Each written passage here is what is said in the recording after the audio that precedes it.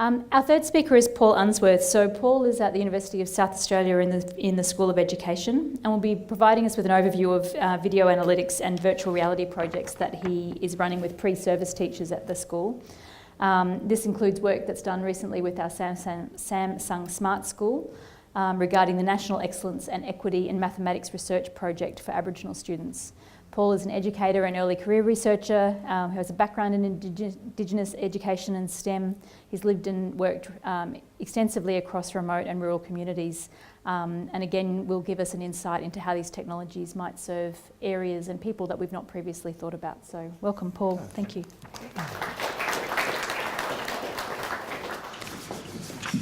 Well, it's great to be here. Thanks very much. First of all, as Kristen said, I work at the in the School of Education, provide mostly in science and maths education, which will probably scare the pants off most people here, having a maths teacher or a science teacher stand up and talk about this kind of thing. We work in some of our projects in the Smart School because it's a really interesting place, and we would very much encourage you to visit the Smart School at some stage to find out why it's smart. Certainly there's lots of instruments and equipment provided by Samsung, but essentially the school gives us affordances to video record our sessions.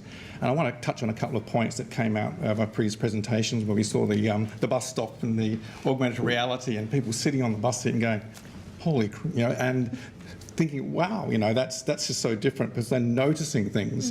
And I think that's probably a key aspect in what might drive this, realities of education going further is how do we actually get our students, our teachers to notice things in more depth.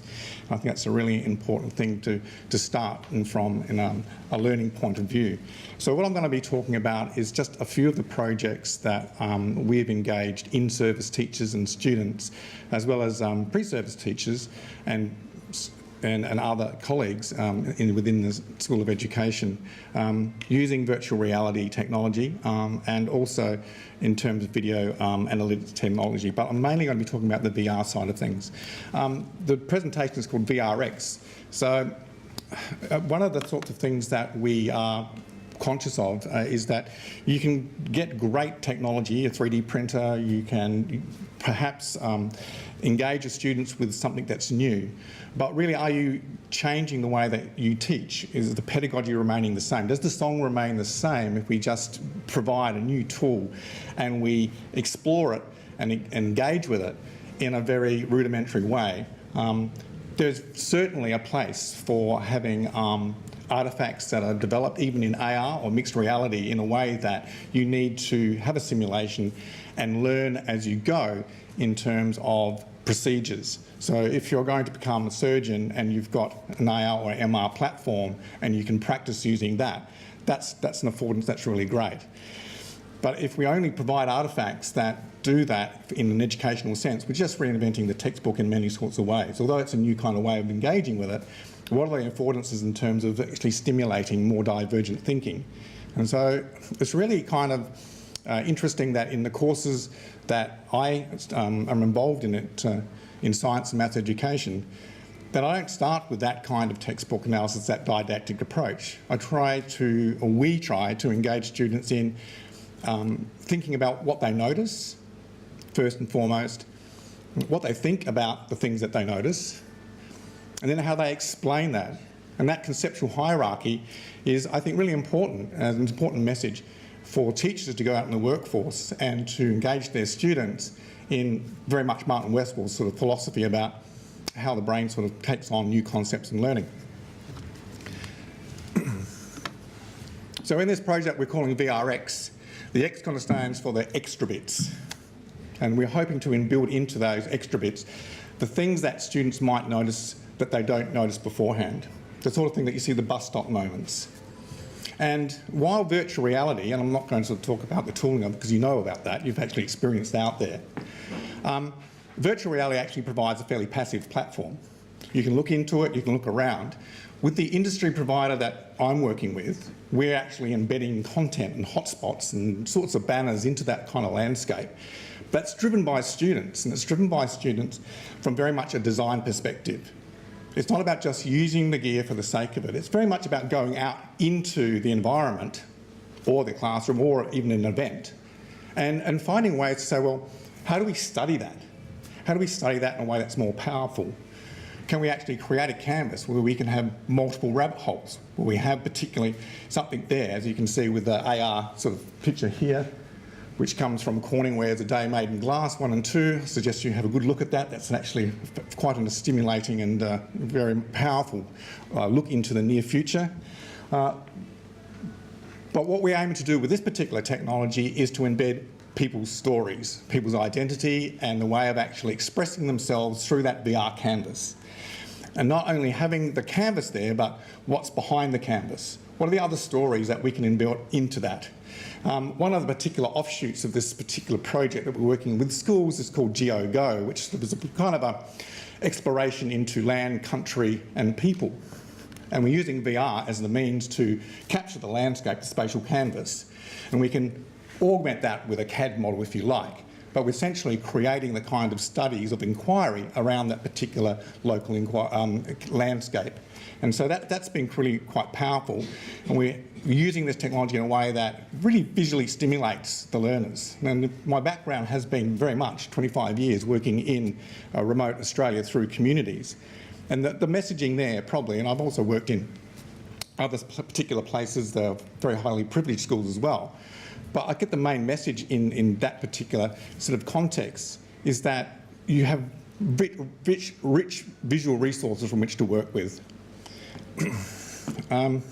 The other photo that I've just put into this is a recent kind of exercise that we had in the Samsung Smart School, where we invited a group of kids in as part of the project, and we asked them to gamify the actual experience of VR.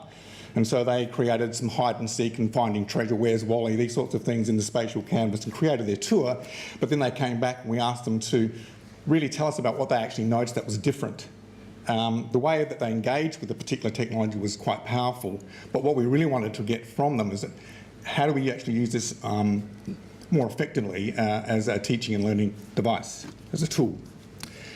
So, you know, in some of that slide, we can see that while we're trying to use VR as a platform to engage our students in STEM-based learning with all the extras that go with that in terms of embedding content through video, through text, through stories, through music and through the arts.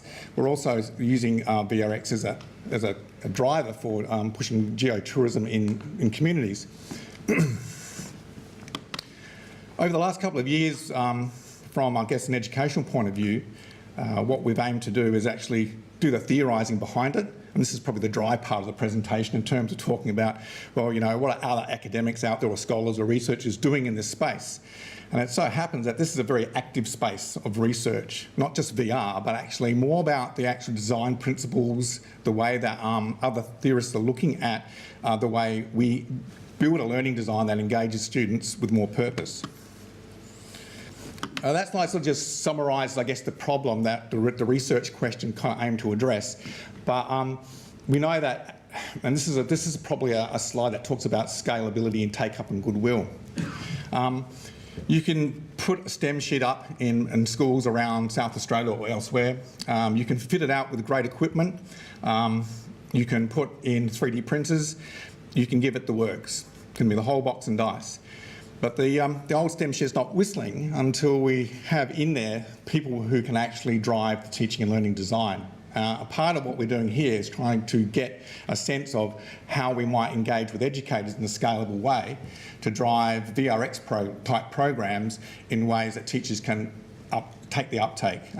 We know that one of the most difficult things to do is in schools, particularly who are time poor and sometimes resource poor, is to give educators the necessary tools and motivation to sort of make this work. The other part of why we're trying to do this is, particularly in remote, which is, I guess, most of where I've come from, is to provide remote and regional communities a sense of, you know, there's a lot of really interesting things that happen there. People who live there, come to Adelaide, perhaps go back and live there too and add their contribution. It's really kind of important to realise that in many regional communities, we're seeing them shrink. They're becoming less sustainable. We have various problems faced by weather, climate and other sorts of influences that are reducing, I guess, the capacity of communities. We have the situation with Whyalla, which was in a very dire situation before we had the uptake of Gupta and provide some new impetus into the communities. So the particular group called SEGRA, which is a group active in the space to define emerging sustainable economic growth in Australia, have realised the capacity that geotourism might bring into these communities. And VRX kind of slips nicely into that framework by putting education and industry and business alongside each other.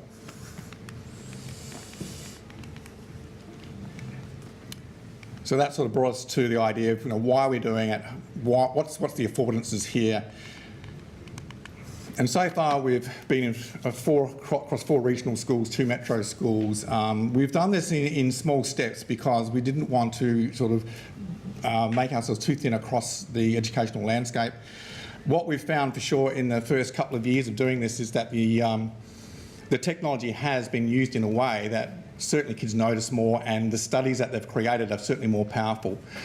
The next affordance of it is because we can share it so quickly and easily. So the industry provider we use is web-based, so that it's not an app, it's basically subscribed to the platform, and we have multiple users that can use it, multiple people that can collaborate on a project, and it's shareable in a way that it's got instantaneous download on phones or other smart devices, so that people can actually have a look at the work that's been created in the project, share the project, add comments to it, and you can download or upload it to various other sources. So in a world of connected technologies and the internet of everything, and in a world where young people find this commonplace, it's really just a no-brainer to suggest that we can use this kind of technology and get that instantaneous feedback, which we know is very much part of the 21st century learning and the learning environment. So, just summing up, I guess it's a technology that has rich potential.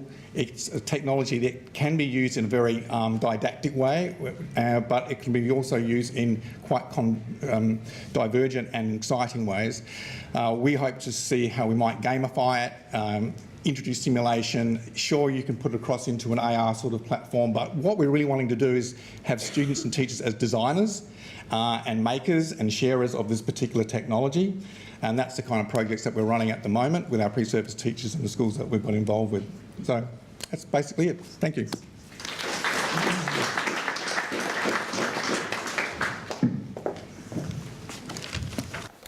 Thanks, Paul. I really like that instantaneous feedback and the way you're describing that last portion about being able to do that and immediately sort of see it in action, because it kind of relates to what you were saying, Simon, about being able to sort of see things immediately respond. And I think that is really a good way of getting learning right in the moment when it's relevant. I also love that idea about noticing something unexpected or noticing something that doesn't quite make sense, because I think that does set up a really interesting learning question of what the hell is going on, which is more likely to prompt questions. And I liked how you're using that. And the question there is not around how do you use the technology so much, but how do you use the technology to prompt different pedagogy, to prompt different ways of teaching, to prompt different ways of learning, and try and get richer engagement to solve the problem rather than just that repeating. So I think that's a very powerful thing. And I also really like the way that that's at the interface of business and schools and real world applications that have advantages for the whole community. And I think that goes to sort of some of the things that we're seeing, which is that learning is not sort of stuck within schools. When you look at learning of the future, it's not stuck in schools. It's intergenerational learning, it's lifetime learning, it's learning to adapt to new technologies as they come, and I think that's a useful thing for us to all be thinking about. Your mention about gamification leads really, really nicely into our final speaker, so that's a good connection.